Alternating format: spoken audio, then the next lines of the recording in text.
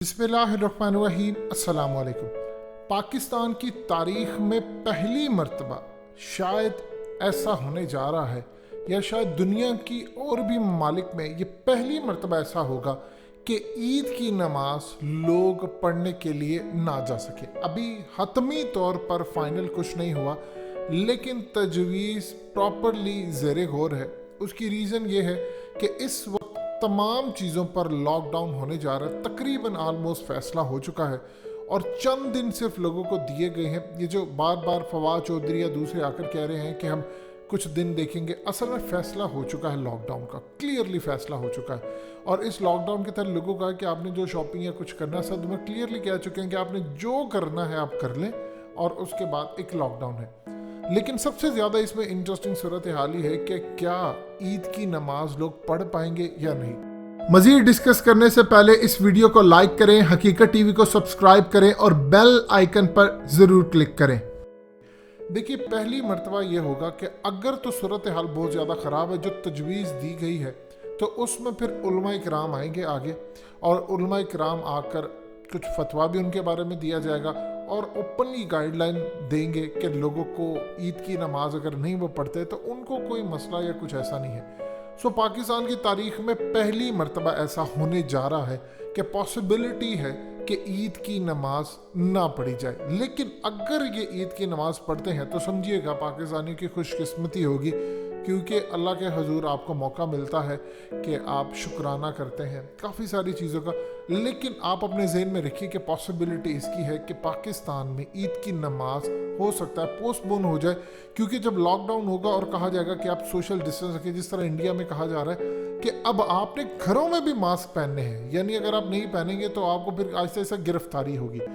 लेकिन सबसे ज़्यादा इंटरेस्टिंग सूरत हाल ये है कि आर्टिकल 245 के तहत फ़ौज को तलब कर लिया गया है।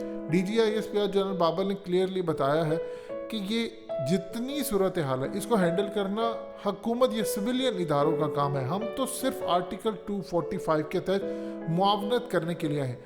अब असल में इमरान खान ने इस वक्त तमाम चीज़ें हैंड ओवर की हैं फ़ौज के।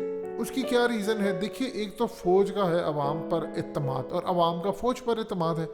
जहाँ पुलिस वाले की बात नहीं सुनी जाएगी, वहाँ पर फ़ौज का कोई भी नुमाइंदा आएगा तो जाहिर सी बात है तमाम चीज़ें क्लियर होगी। लेकिन एक सूरत हाल ही है जिससे इमरान खान परेशान थे। अब चूँकि वो भी उन्होंने कोशिश की है कि किसी तरह फ़ौज के अंडर कर दिया जाए। मिसाल के तौर पर जनरल बाबर ने कहा है कि इस वक्त पाकिस्तान की जो कैपेसिटी है वो ज़्यादातर इस तरह है, हम ऑक्सीजन 75% लोगों के लिए होती है, यानी उनकी सेहत के लिए। बाकी आपकी industry, paper industry, glass industry, आपकी फूड इंडस्ट्री, डिफरेंट जगहों के लिए आपकी ऑक्सीजन यूज़ होती है। अब इमरान खान को जो खदशा सबसे ज़्यादा सताए हुए है, परेशान किए हुए हैं, जिसके लिए उन्होंने असल में फ़ौज को भी मैदान में उतारा है कि फ़ौज डील करेगी, और ये कम से कम बेस्ट चीज़ है। देखिए, ये बेहतरीन फैसला है। माफिया से अगर आपने मुकाबला करवाना है तो आपको फ़ौज को मैदान में उतारना पड़ेगा। होता यूँ है कि आधा माफिया पहले ही भाग जाता है, फिर फ़ौज जिस तरह डील करेगी वो आप अच्छी तरह समझते हैं। जाहिर सी बात है, उन्होंने लोगों की जानें बचानी है। लोग हैं तो फ़ौज है, फ़ौज है तो लोग हैं। अब सूरत हाल ये पैदा हो रही है कि इमरान खान को खदशा इस चीज़ का है कि माफिया ऑक्सीजन चूँकि उन्होंने स्टोर करना शुरू कर दी है पहले ही, और ख़ास तौर पर इदारे जो हैं वो ओवर कैपेसिटी में जा रहे हैं। अगर मामला कुछ इस तरह, इंडिया के अंदर जो मसला हुआ है उसको आप जहन में रखिएगा। इंडिया में असल मसला पैदा हुआ है ऑक्सीजन की शॉर्टेज का मामला। बिल्कुल, चाहे आपके 50 लाख केसेस क्यों ना आ जाए, लोग वहां पर भी इतने ज़्यादा अस्पतालों में नहीं जाते। देखिए, एक ख़ास परसेंटेज होती है, यानी आप समझ लीजिए 98% जो लोग इस बीमारी से मुब्तला होते हैं वो नहीं जाते अस्पतालों में, उनको ऑक्सीजन की भी ज़रूरत नहीं है। सिर्फ 1, 2 या 3% लोग होते हैं कोई भी क्रिटिकल कंडीशन। प्रॉब्लम वहां पर ये आई है कि वहां पर ऑक्सीजन का बहरान पैदा कर दिया माफिया ने, जिसमें हुकूमती लेवल के लोग शामिल हैं। अब बीजेपी के काउंसलर पकड़े जा रहे हैं। मोदी के ऊपर असल में सारा खेल चल रहा है कि उसने बहरान पैदा करवाया। देखिए, कुंभ मेला हो, मोदी की इलेक्शन रैलीज हो, कुछ भी हो, वो इलेक्शन करता रहा, रैलीज चलती रही, ये अचानक से 2-3 दिनों में जो सूरत हाल हुई ये हुई है ऑक्सीजन की शॉर्टेज से। इमरान खान परेशान थे कि माफिया, ना डॉलर माफिया उनसे कंट्रोल हुआ, ना उनसे आटा माफिया, ना चीनी माफिया, ना कार माफिया, कोई चीज़ कंट्रोल नहीं है तो ऑक्सीजन माफिया कैसे होगा।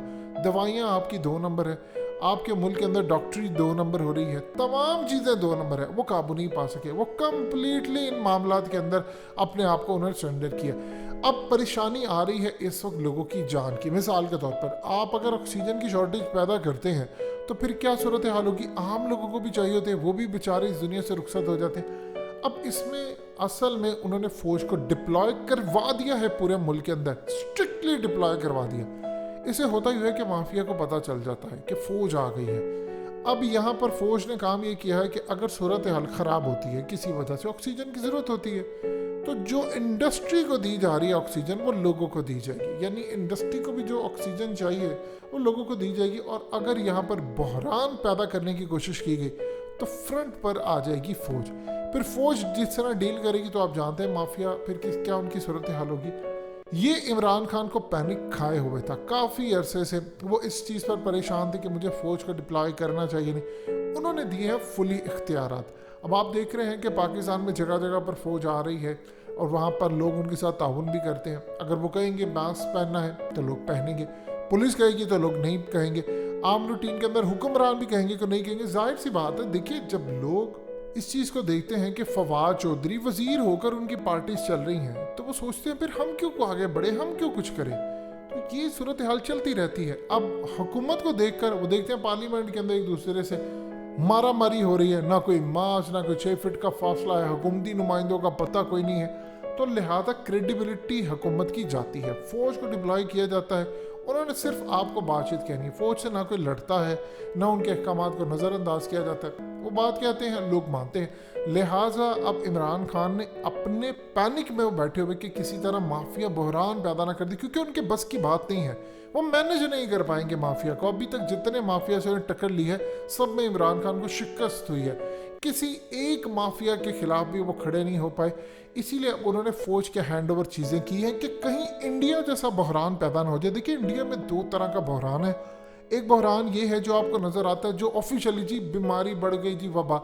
असल बहरान है वहाँ पर फैलाया जाने वाला आर्टिफिशियल तरीके से बहरान।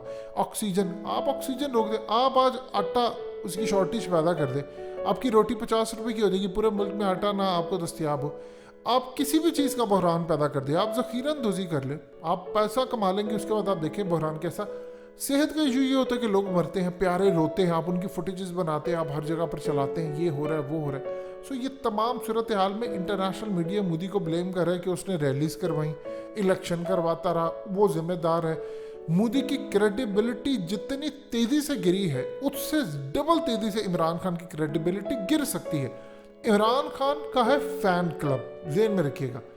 इमरान खान कोई मजहबी लीडर नहीं है, मोदी मजहबी लीडर है, ये चीज़ ज़हन में रखिए। मजहबी लीडर इस सेंस में कि उसने मजहबी अपने पूरा एजेंडा नाफिज करना है, अखंड भारत ये वो उस पर आए। उसके बावजूद लोग उनसे काफ़ी हद तक नाराज़ है, लेकिन अभी तक उस लेवल पर मोदी को जो डिच मिला है वो उसको आगे चल के नुकसान देगा। इमरान खान अफोर्ड नहीं कर सकते। लोग ऑलरेडी उनकी उम्मीदें गिरी हुई हैं कि 3 साल हो गए हुकूमत में, कोई माफिया कुछ किसी का नहीं हो सका। लिहाजा इस पूरी सूरत हाल में फ़ौज को डिप्लॉय करना कम से कम माफिया से मुकाबला करने के लिए परफेक्ट डिसीजन है कि आप कम से कम माफिया आपसे जीत जाए, आपका क्या फ़ायदा है। स्टील मिल वो ना चलने दे तो फिर आप कहाँ पर जाएंगे। लिहाजा ये तमाम चीज़ें समझने वाली है, और फौज आकर अगर माफिया को कंट्रोल करती है तो ये वेल एंड गुड डिसीजन है। दोस्तों, हकीकत टीवी को सब्सक्राइब करना मत भूलिए, वीडियो को लाइक करें, शेयर करें और कमेंट सेक्शन में अपनी राय का इजहार जरूर करें।